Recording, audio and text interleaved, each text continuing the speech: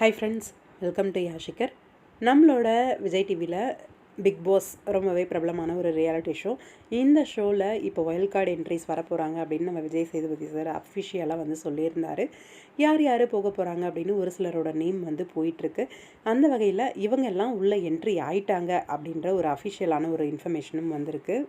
இவரை பற்றி உங்களுக்கு எல்லாருக்குமே நல்ல ஒரு பரிச்சயமான ஒரு பிரபலம் தான் அமித் பார்கவ். இவர் வந்து இதுக்கு முன்னாடி நம்மளோட விஜய் டிவியில் ஒரு சூப்பர் ஹிட்டான சீரியல் பண்ணியிருக்காரு. அதே மாதிரி ஜீ தமிழ்லையும் ஒரு சீரியல் வந்து பண்ணியிருக்காரு. இப்போ கரண்ட்டாக எந்த சீரியல்ஸும் இல்லை. இவர் நடித்ததுலேயே நம்ம எல்லாருக்கும் ஃபேவரட்டான ஒரு சீரியல் அப்படின்னா கல்யாணம் முதல் காதல் வரை அந்த சீரியல் ரொம்பவே சூப்பரான ஒரு சீரியல். விஜய் டிவியில் இப்போ வரைக்கும் எல்லாரோட மனசுலையும் இடம் பிடிச்ச ஒரு சீரியல். இப்போது இவர் வந்து பிக் பாஸ்குள்ளே போயிருக்காரு. ஹலோ நியூ பிகினிங் அப்படின்னு சொல்லி அவர் வந்து அஃபிஷியலாக அவரோட இன்ஸ்டாகிராம் பேஜ்லேயும் ஷேர் பண்ணியிருந்தார்.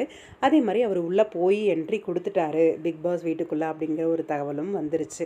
அதே மாதிரி இன்னொரு பிரபலம் திவ்யா கணேஷ் வந்து போக போகிறதா வந்து நம்மளுக்கு இன்ஃபர்மேஷன் வந்திருக்கு அப்படின்னு சொல்லி நேற்றுக்கு வந்து வீடியோ ஷேர் பண்ணியிருந்தேன். இதுதான் சீரியலை விட்டு விலகிறதுக்கு காரணமாக அப்படின்ட்டு.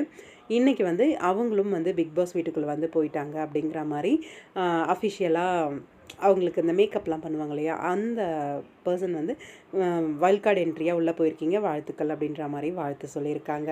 2 பேருக்கும் வாழ்த்துக்கள். ஆனால் பேரை கெடுத்துக்காமல் வெளியில் வந்தால் ஓகே. தொகுப்பாளராக நம்ம விஜய் சேதுபதி சார் அங்கே தான் நின்றுட்டுருக்காரு. ஆனால் அவர் முன்னாடியே அவ்வளோ சீப்பாக வந்து சண்டை போட்டு பிஹேவ் பண்ணிகிட்ருக்காங்க.